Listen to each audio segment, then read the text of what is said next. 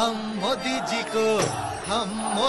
को लाने वाले हैं, अच्छे दिन आने वाले हैं, ओ अच्छे दिन आने वाले हैं। बीजेपी के चुनाव प्रचार का सबसे बड़ा नारा था अच्छे दिन आने वाले हैं।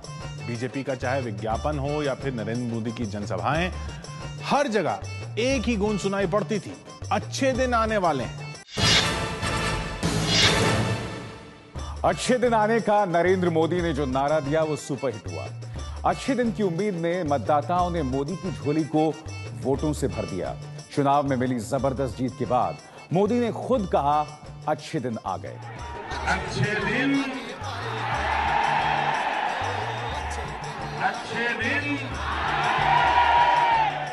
वाह। अच्छे दिन लाने के लिए सरकार को उठाने पड़ेंगे अहम कदम, कड़े कदम, कठोर फैसले लेने होंगे। ऐसे फैसले जिनका ताल्लुक आपके किचन में आने वाले गैस सिलेंडर से भी है, सब्सिडी पर चलने वाली लाखों करोड़ों की डीजल गाड़ियों से है। सब्सिडी को आप मैनेज करो, कंट्रोल करो, कम करो तो सरकारी घाटा कम होगा। सरकारी घाटा कम होने से पूरे देश को फायदा होता है। आपका EMI का रेट कम हो जाएगा। सरकार की जो हैसियत होती है, हिम्मत होती है कि नए प्रोजेक्ट्स लगाने के, वो बढ़ जाती है।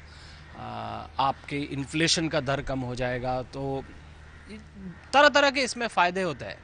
तो ये सब अच्छे दिन ही है।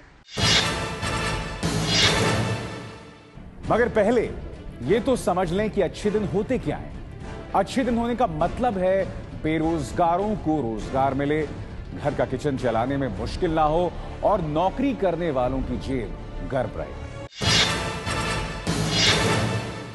नरेंद्र मोदी अच्छे दिन कैसे लाएंगे, ये समझने से पहले ये तो जान लें कि इस समय आपके बुरे दिन क्यों चल रहे हैं। पढ़े लिखे युवाओं को नौकरी नहीं मिल रही है, खाने पीने की चीजें लगातार महंगी होती जा रही, मतलब महंगाई पर लगाम नहीं लग रही और कामकाजी लोगों की कमाई बढ़ नहीं रही। महत्वपूर्ण बात यह है कि अच्छे दिन क्यों आएंगे, क्योंकि आप उम्मीद कर रहे हैं कि आपने एक निर्णायक सरकार को मत दिया है, वोट दिया है और वो निर्णायक सरकार निर्णय लेगी और देश को आगे ले जाएगी। केंद्र सरकार ना तो खुद बहुत ज्यादा नौकरियां दे सकती है और ना ही महंगाई पर जल्दी अंकुश लगा सकती है, लेकिन जानकारों की राय में सरकार कठोर कदम उठाकर ऐसा माहौल बना सकती है जिससे रोजगार के अवसर पैदा हो सकते हैं। मगर मुश्किल यह है कि केंद्र सरकार इस समय भारी घाटे में है। सरकार का वित्तीय घाटा यानी आमदनी और खर्च का अंतर करीब 6 लाख करोड़ रुपए हो गया है। इसकी वजह से कंपनियां बाजार में निवेश नहीं कर रही हैं। निवेश नहीं करने से न तो नए रोजगार पैदा हो रहे हैं और न ही आर्थिक तरक्की हो रही है। इसी घाटे को कम करने का सबसे बड़ा तरीका यह है कि जो सरकारी खर्चा है, जो जिसे नॉन प्लान एक्सपेंडिचर कहते हैं, आप इसको कम कीजिए। सरकारी खर्चा कम करने के लिए बड़े पैमाने पर आपको सरकार पर होने वाला धन जो है, प्रशासन पर होने वाला धन जो है, उसमें कटौती करनी पड़ेगी। और अगर आप भ्रष्टाचार को रोक सकें तो इतने बड़े पैमाने पर आपके पास पैसे बचेंगे कि आपको किसी भी चीज के लिए बजट की कमी नहीं रहेगी। सरकार के 6 लाख करोड़ रुपए के घाटे से मुश्किल क्या हो रही है? मुश्किल ये हो रही है कि जिस पैसे से उद्योग धंधे लगाए जाते, कल कारखाने खोले जाते, स्कूल और अस्पताल बनाए जाते, जिनसे युवाओं को रोजगार मिलता, उस पैसे से सरकार को अपने घाटे की भरपाई करने के लिए मजबूर होना पड़ रहा है। सरकार को 6 लाख करोड़ का वित्तीय घाटा क्यों हो रहा? सरकार को इतना बड़ा घाटा इसलिए हो रहा है क्योंकि उसे गैस सिलेंडर, डीजल, किसानों को दिए जाने वाली खाद उसकी लागत से कम कीमत पर बेचना पड़ रहा है। सरकार से जो उम्मीद लोग बनाए हुए हैं कि इन सब विषयों पे वो निर्णय लेंगे, इन विषयों का सुधार करेंगे, लेकिन ये जो सुधार है वो जल्दबाजी में नहीं होगा।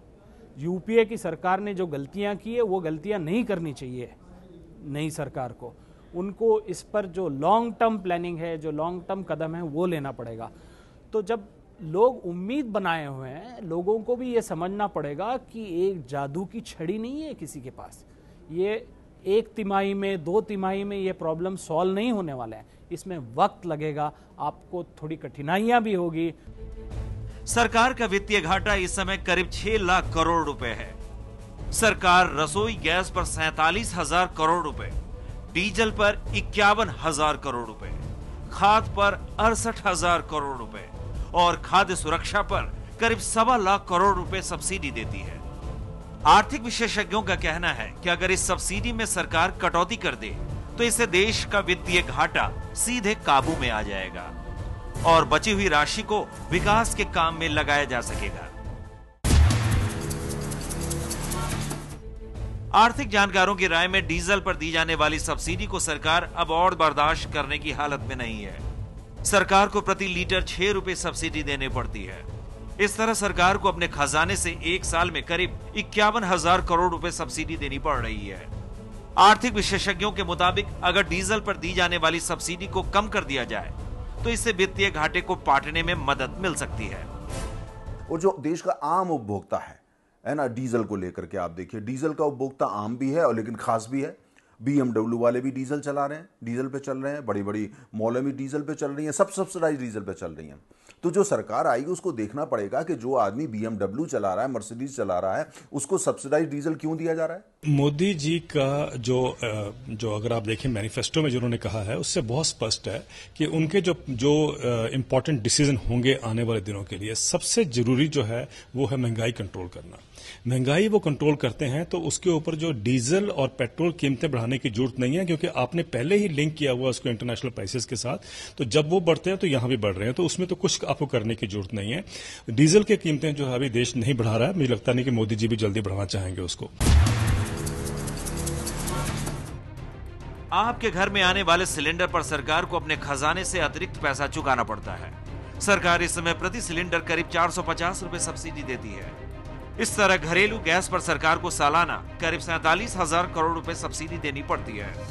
आर्थिक विशेषज्ञों का कहना है कि घरेलू गैस पर मिलने वाली सब्सिडी को सख्ती से कम करने का समय आ गया है ताकि सरकार अपने घाटे को कम कर सके। आप जिनको जरूरत है उनको सब्सिडी देनी पड़ेगी, लेकिन वो करोड़ों लोग जिनको सब्सिडी की जरूरत नहीं है उनको सब्सिडी क्यों, उनको सहायता क्यों। और दूसरी बात यह है कि आप ये करके आप उस आदमी के लिए, उस गरीब आदमी के लिए जिसके लिए सब्सिडी है, उसके पास तो नहीं पहुंच पाती। मिट्टी का तेल का मैं आपको उदाहरण देता हूं।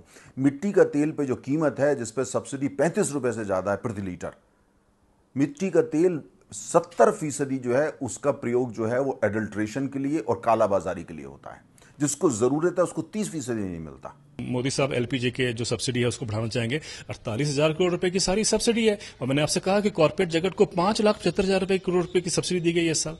तो जो कटौती करनी चाहिए तो वो तो वहां करनी चाहिए जो कॉर्पोरेट लोगों के पास सब्सिडी जा रही है, ना कि जो गरीब आदमी के पास या आम आदमी के पास 48,000 करोड़ रुपए के माध्यम से आपको 9 सिलेंडर मिलेंगे साल के, वो क्यों कम करने हैं। कम तो वहां करने चाहिए जहां पर आप देख रहे हैं कि एक्सेस में या फालतू का पैसा चला गया या सब्सिडी दी जा रही है, उसको काटने की जरूरत है। सरकार को अपने खजाने का एक बड़ा हिस्सा खेती में काम आने वाले खाद पर खर्च करना पड़ता है। किसानों को दिए जाने वाले खाद पर सरकार को साल में करीब 68,000 करोड़ रुपए की सब्सिडी देनी पड़ती है। आर्थिक विशेषज्ञों का मानना है कि कई राज्य ऐसे हैं जहां किसानों की आर्थिक स्थिति काफी अच्छी है। सवाल उठता है कि ऐसे किसानों को और सब्सिडी क्यों मिले। उसमें किसानों के लिए कुछ चीजों पे सब्सिडी देने का, वो भी किसानों के हाथ में न देके तो उद्योगपतियों के हाथ में वो सब्सिडी देने का कोई बहुत मतलब नहीं रह गया। और जब सरकार डीजल की कीमत बढ़ाने की हिम्मत कर सकती है तो उसको ये भी ख़त्म कर देना चाहिए। ये बहुत साफ लॉजिक है, इस लॉजिक में कोई कमी नहीं है। लेकिन उसके साथ दूसरा लॉजिक ये भी है कि फिर जो कीमत तय हो किसानों की प्रोडक्ट की, वो फिर उसके लागत के आधार पे हो और सरकार इंश्योर करे कि वो कीमत उसको मिल जाए। यूपीए सरकार पहले ही किराना में एफडीआई को मंजूरी दे चुकी है, पर बीजेपी शुरू से इसके विरोध में रही है। हालांकि बीजेपी ने कभी ये नहीं कहा कि सत्ता में आने के बाद वो यूपीए के फैसले को पलट देगी। जानकारों की माने तो बीजेपी को अपना रुख साफ करना चाहिए, क्योंकि किराना में एफडीआई के आने से न सिर्फ किसानों और उपभोक्ताओं को फायदा होगा बल्कि रोजगार के अवसर भी बढ़ेंगे। सिर्फ विदेशी निवेश से उनकी नौकरियां नहीं जाएंगी। आज ग्राहक जो है हर तरीके से, हर दुकानदार से एक एफिशिएंसी की अपेक्षा करता है कि मुझे अच्छे प्रोडक्ट्स मिलें और अच्छे दाम पर मिले और साफ़ सुथरी जगह पर मिले। इसलिए जो किराने की जो दुकानें हैं उनको भी काफ़ी कुछ खुद बदलना होगा और काफ़ी कुछ उन्होंने बदला भी है, काफ़ी प्रोफेशनलिज्म आया भी है। लेकिन अगर आप विदेशी निवेश को बेशक रोक दें, लेकिन देसी निवेश जो है, जो देश की जो बड़ी कंपनियां हैं वो तो आ ही रही हैं, वो तो अपना कारोबार फैला ही रही हैं। तो जब बड़ी कंपनियां बनाम छोटे किराने की दुकान, बात इस पर है, विदेशी निवेश की उतनी नहीं है। इसलिए मेरा ख्याल है कि सरकार को एक ऐसी नीति अपनानी चाहिए कि जिससे जो लोग अभी इन दुकानों में काम कर रहे हैं उनको रीट्रेन किया जाए। गैर जरूरी सब्सिडी घटाने के फैसले लिए भी जाते हैं तो उसका असर दिखने में काफी वक्त लगेगा, पर लोगों को फौरी तौर पर महंगाई से राहत मिलने का इंतजार है। खाद्य विशेषज्ञों का मानना है कि देश में खाने पीने की चीजों की कोई कमी नहीं है। सरकार चाहे तो कठोर प्रशासनिक उपायों से महंगाई पर काबू पा सकती है। लोगों की एक्सपेक्टेशन है कि मोदी जी महंगाई कैसे कंट्रोल करेंगे, क्योंकि आज तक अगर आप देखें तो इकोनॉमिस्ट हमारे देश के या पॉलिसी प्लानर्स बताते हैं कि सप्लाई डिमांड कंस्ट्रेंट है, यानी सप्लाई और डिमांड में मिसमैच है। मेरा ये कहना है, मैं कई बार कहता आया हूं कि कहीं सप्लाई में कोई कमी नहीं आई है इस देश में, और सप्लाई बिल्कुल ठीक है। सिर्फ जो प्रॉब्लम आ रहा है महंगाई का वो है कि जो होलसेल और रिटेल ट्रेड है वो अपना मनमौजी से जो मुनाफा कमा रहे हैं वो एक्सप्लॉयटेशन हो रही है। उसको अगर कंट्रोल करना है, मेरा मानना है कि उसमें ज्यादा से ज्यादा आपको एक महीना चाहिए उसको कंट्रोल करने के लिए। कहीं दिक्कत नहीं है देश में और क्राइसिस एग्रीकल्चर के ऊपर फ्रंट पे या फूड का स्टॉक्स के ऊपर। नरेंद्र मोदी खुद को निर्णायक नेता के रूप में पेश करते रहे, मतदाताओं से निर्णायक फैसले की अपील करते रहे ताकि मजबूत सरकार निर्णायक फैसले ले सके। मोदी को चुनाव में पूर्ण बहुमत मिला है। आर्थिक विशेषज्ञों को उम्मीद है कि नरेंद्र मोदी अर्थव्यवस्था की कायापलट के लिए कठोर और निर्णायक फैसले लेंगे।